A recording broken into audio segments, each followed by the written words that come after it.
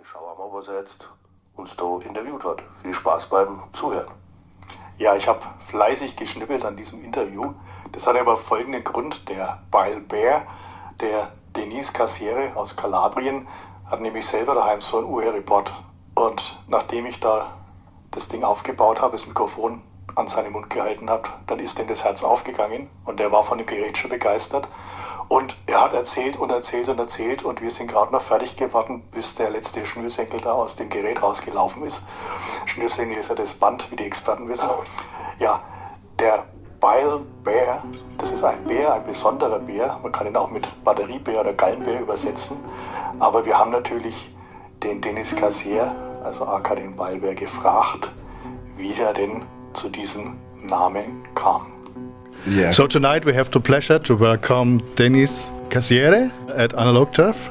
And Dennis Cassiere, he's here with the project Bile Bear. Yes. It's a very special bear. Yeah, it's a moon bear, you know. It lives mostly in Asia. It's a black, cute, almost fully vegetarian bear. It is dangerous if you annoy him, yeah. But mostly not. Mostly not.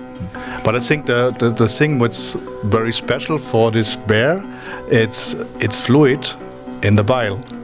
Yeah. And that's why the Chinese people and the Asian people, they're very eager to keep those bears and to harvest the bile fluid for medicine or something else. Was this a reason to call you Bile Bear? Well, the most special thing about this bear is the imagination of the people, because it's not scientifically proven that actually this bile cures anything, but it's centuries that these people believes it, and it was this whole kind of obscurantist middle-age tale that for sure it's referring to something of the past, and then you go and you check out and it's like, oh no, it's happening now. It's like, well, but definitely it's happening far away from me, and then you go like, oh no, it's happening also here. But is it working? And then I find out, oh, it's not working. So why all this cruelty? And it made me think a lot about the human condition a little bit, because there was a writing about Aristotle where he was talking about sadness and what you can do with sadness. I studied philosophy at university, so I had a little bit of that in my mind. And the black bile for Aristotle is like this powerful sadness. If you can, you know how Greeks relate all the emotions to the chemicals of the body, you know. Yes, that's right. I studied Greek as well at school. Good for you. Yeah. Also Aristotle is in philosophy. Yeah. So we're on the right track, and it has to do with imagination. But Bile Bear, it's not the first project you're doing. You're very busy. You have done a lot of projects. I think you started already 20 years ago. What was your first project? I was already writing songs before playing the guitar. I was writing poems, and then I realized that you can actually just create music. Yeah, then listen to the Crimson and I realized that you can do anything. Okay, yeah, that's right. It's like, that's it. Like heard of Crimson. Well, I was like, that's it.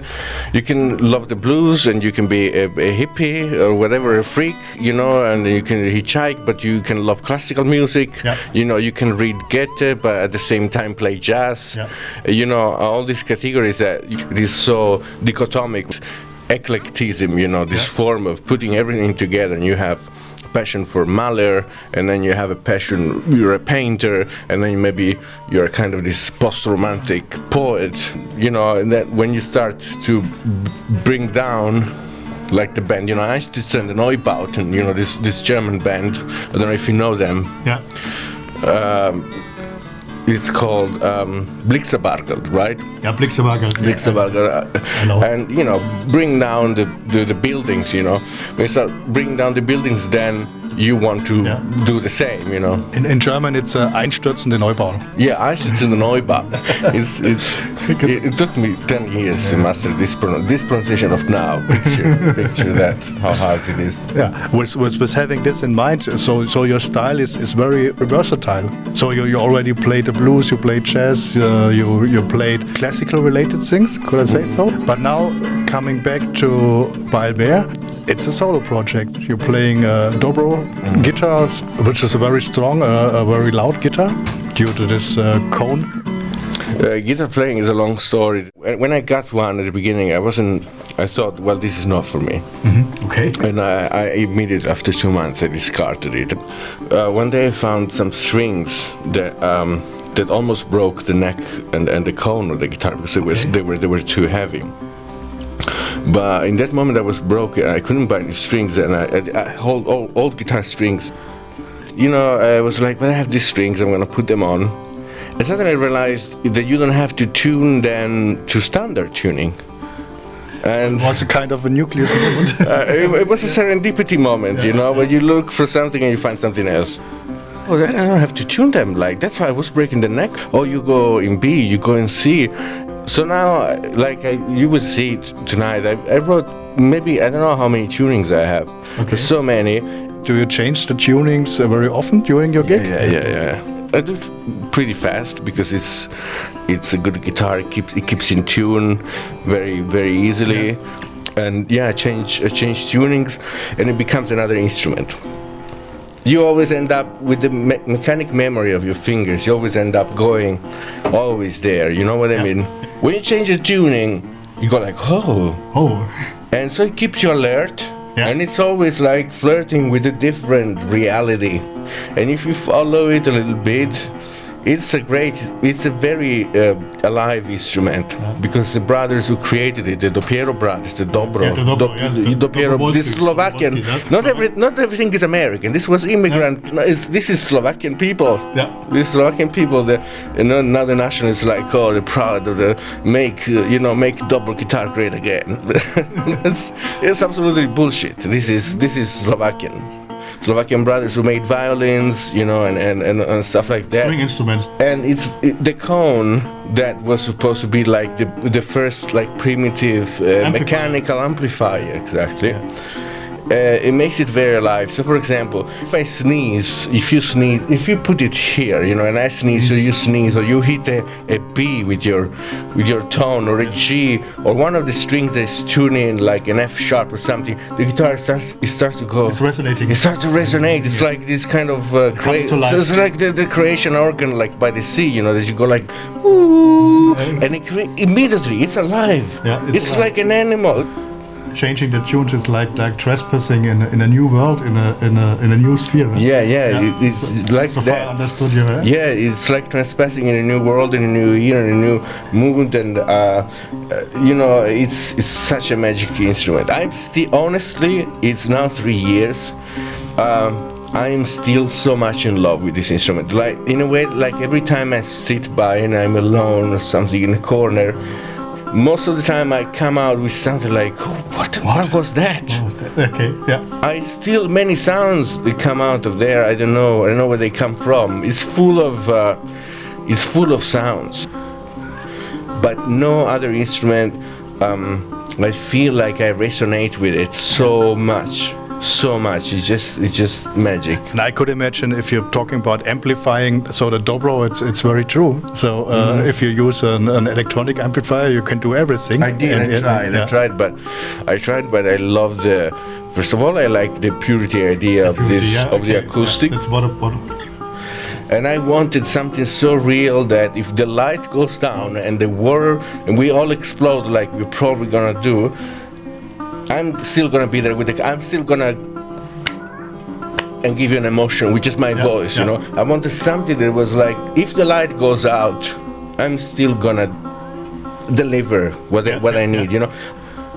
Think like if you play this thing in a church, and the church is large enough, it has a certain resonance. You're close to God. that there is. You know, music for me is really religion. You see, it's like the light has to be like that. I feel. The sound has to be like that. I'm pain in the ass for everybody I go to play with, you know. But if they listen and shut up, they understand why. Because there is a ritual behind that you really have to respect about the light and about the sound and about everything. And just leave the guitar as it is, without any pickup, without any cable, without any amplifier. It will have such an incredible range of sounds. So we are very curious, and you make us very eager what will happen then with the dobro. And wir bleiben also bei der Gitarrenmusik. Ihr habt auch gehört, nicht nur wegen dem Uher, auch schon allein von sich selber. Der Denis Cassiere ist ein ganz großer Geschichtenerzähler. Und je weiter das Konzert vorgerückt war, desto besser war eigentlich die Stimmung, desto besser hat er sich auch im Publikum gefühlt und er hat uns richtig gemocht. Und dann hat er halt sein letztes Stück angekündigt, das ging aber auch wieder mit etwas Umwegen. Aber hör mal rein.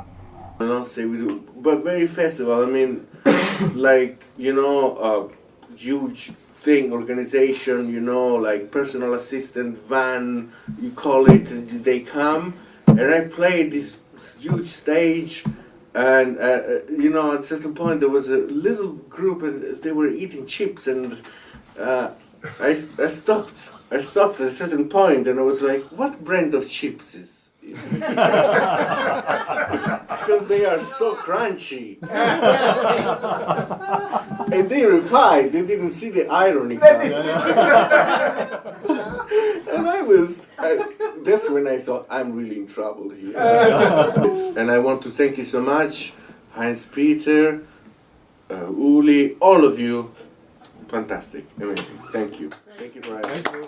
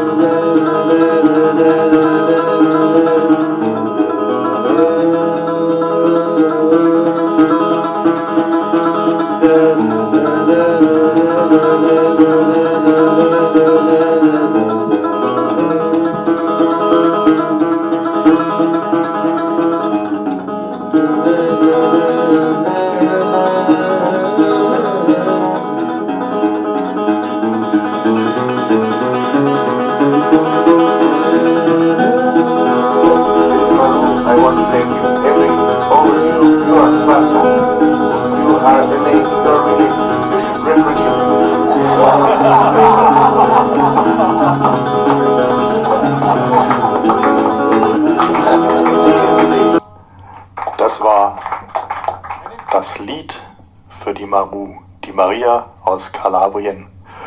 Und ja, seit dem Abend hatte Analog Treff, falls es sie noch nicht hatte, eine weitere Mission. Geht hinaus in die Lande, erzählt eure Kunde und mehret euch redlich. Ihr habt's gehört. Ja, wir haben den Bile Bear ja noch ein bisschen länger interviewt. Wie gesagt, das Band hat gerade so gereicht. Das hört man dann auch am Schluss.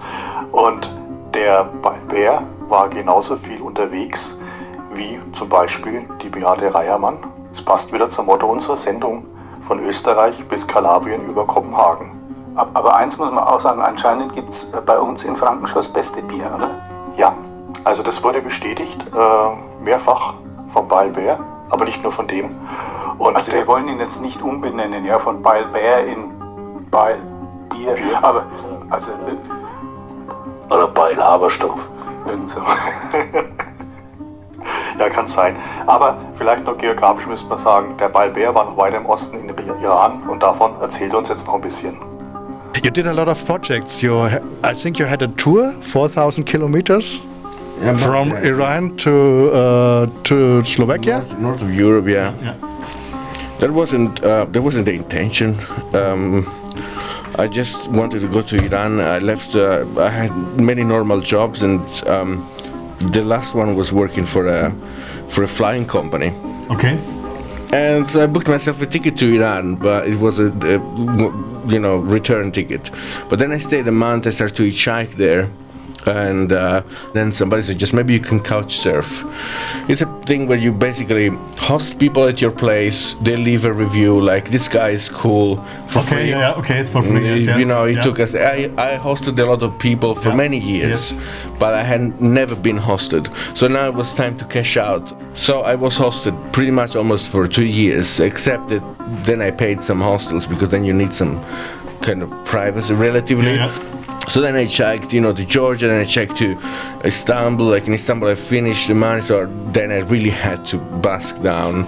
I had the Iranian sitar. I had to fight, Oh, really? Okay. Yeah, it's because you have the Kurdish people here, you have Indian, Native American here, you have, Turkish music here. You have to fight for your pitch literally every day. Otherwise you die. It's also a kind of cultural hub around. There is Istiklal Street there, and Istiklal Street is the meeting point of all the buskers in the world.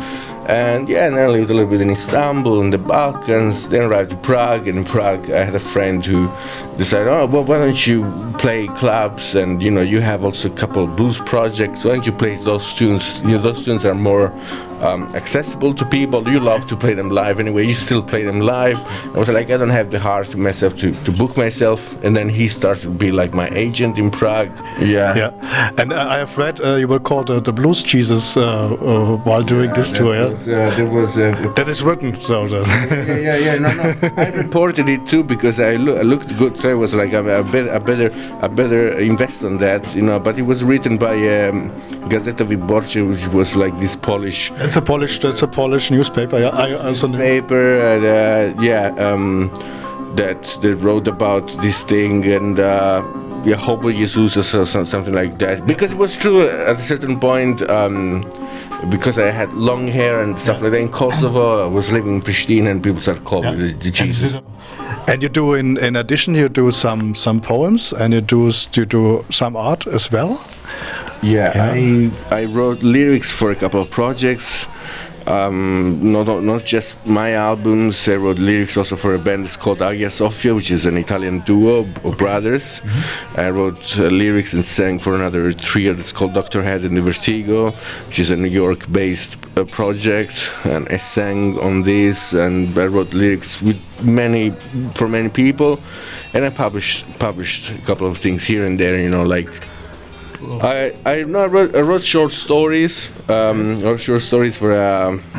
a Singaporean the photography book, where I was asked, okay, now we give you some photographies, and based on these photographies you write a story.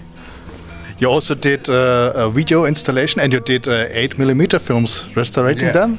Please tell us something, because that's very important for Analog Treff. It was a pandemic, so I was home after a few years abroad, and I opened a wardrobe, I found all these tapes, and I asked my father, what the fuck are these tapes? And he said, these are tapes like this, and we digitalized them. I worked on the colorification of that, I worked on this, I worked on that, and then from there Bile Bear was born, because one of these video one night was kind of inspiring. Yes. Okay. So thank you very much. The tape is running out. Ja, wir haben es gehört. Das Tonband war dann irgendwann ganz schnell zu Ende, weil der Bile Bear hatte viel zu erzählen. Ja, er ist ein Tausendsasser. Er malt, er macht Filme, er macht Gedichte. Und eine der alten Filme, die er ausgegraben hat, die 8mm, das wurde dann auch sein Videotrack als Bile Bear. Aber Wir verlassen jetzt die kalabrischen Kulturgefilde und ich gebe mal weiter an den Andi. Ja, aber nicht ohne einen Hinweis. Also der Mann, der Bile Bear, hat sich tatsächlich, also Dennis Cassiere, in unsere Herzen gespielt und wir werden ihn aufnehmen, Live-to-Tape-mäßig. Müsst ihr euch allerdings noch etwas gedulden. Vor nächstem Herbst wird es nicht werden. Allerdings haben wir auf schönstem Analog